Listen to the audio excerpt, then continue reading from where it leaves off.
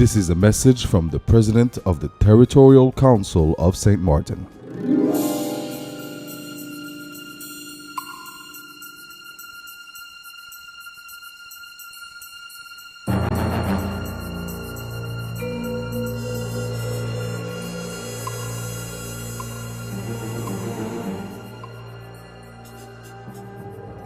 Citizens of St. Martin, fellow St. Martiners, the organic law that governs St. Martin gives the Territorial Council full powers to create a fiscal system that fits our local conditions and our needs.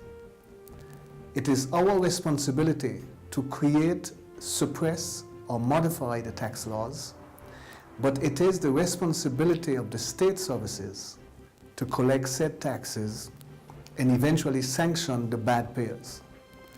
It is a fact that too many of us get away from our fiscal duties.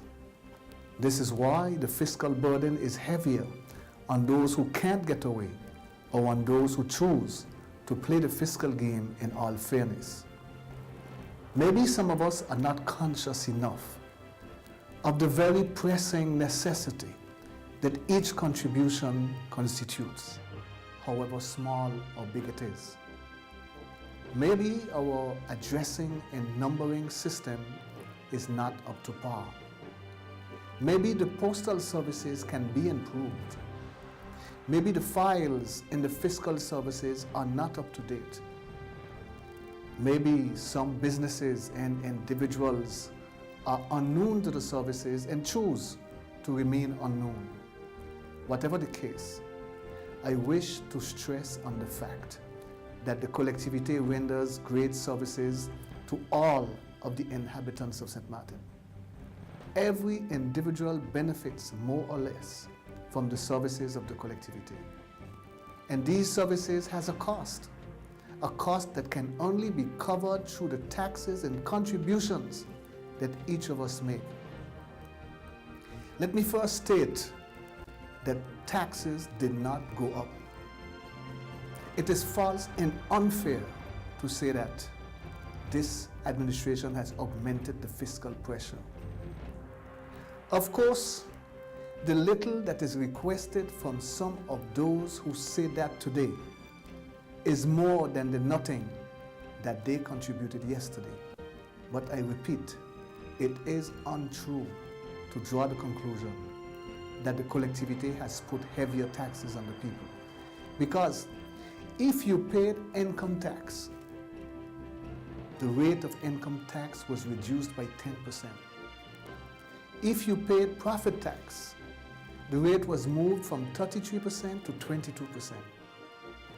A value-added tax on real estate transactions, 8.5% was suppressed. Taxes on salaries were suppressed. We have replaced the very unjust tax professionnel by the licence patente system, and so on. In fact, our fiscal strategy has always been to move from a too heavy proportion of direct taxation to a more indirect fiscal system. We have created a very low 2% TGCA, which is only paid by the end consumer. All in all, as I speak today, our fiscal strategy is almost complete and stabilized. Our fiscal system is more simple today than before. The burden of it is spread out on more contributors, and businesses as well as individuals today have a better idea of what they can do now and in years to come. I know that because we are part of the Republic of France and Europe, we benefit from subsidies from those entities. But those subsidies do not cover the costs. I also know that important sums of monies are distributed in the form of what is called CAF money or ACEDIC or RSA. Of course, whoever collects that social aid might have the rights to collect it. The question I ask is, how much of those euros coming from Paris or Brussels are spent in the economy of St. Martin? There are surely some conscious efforts to be made by the beneficiaries of these monies. If you spend some of those euros at local businesses, then these businesses in turn can greatly help St. Martin by collecting the 2% TGCA and turning it over to the tax collector. Ladies and gentlemen, just imagine one moment that no garbage was picked up during the month of December 2010 in the peak of the tourist season. The cost of picking up garbage on St. Martin is no less than 400,000 euros per month. Just imagine one moment that there were no school buses. The collectivity pays over €1 million per school year for that public service. These expenditures and others are totally unavoidable.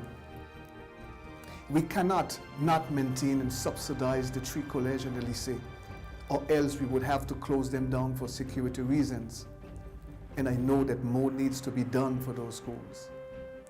We cannot not maintain and pay the expensive water bills for our 17 elementary schools. We cannot not clean and maintain the ravines in Marigot and Grand Casa French Quarter. If not, all of those areas would be easily and too often flooded. And I know that much more should be done.